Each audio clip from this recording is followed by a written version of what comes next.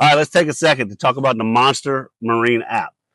So you open this app up and it Bluetooths with all my batteries. I have two 12-volt batteries and I have two 36-volt batteries to run the trolling motor. Everything's ran in parallel, so they work together.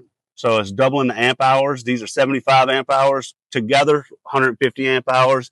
These right here are 120 amp hours a piece. So I have 240 amp hours powering all the graphs and everything I have on the boat. We have a lot of power demands on today's boats, and you got to have the battery system to support it.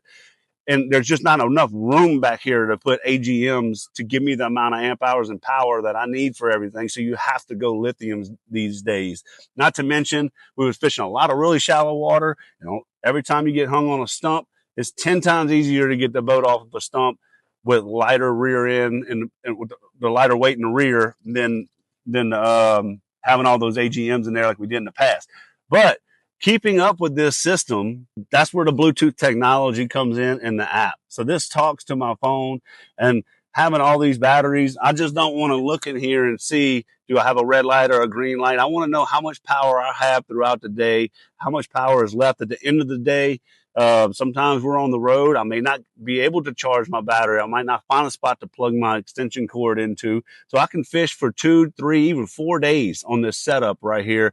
It's not the end of the world if I can't charge them when I get off the water. So I fished for 3 days of practice with this. And right here, this app, the Monster Marine app, it shows me every battery. So there's 4 batteries on here. I click on this one, 66%, 72%. So these two right here, take those off. So I have 82% between my 2 trolling motor batteries after fishing practice for 3 days, pushing it hard. And then on the 12-volt side, 65% left. So graphs on, never put them in standby. 3 straight days, never charged the boat. 65% still on the system. Now I have the dynamic charging system as well, so when I'm running the motor, it's also charging everything.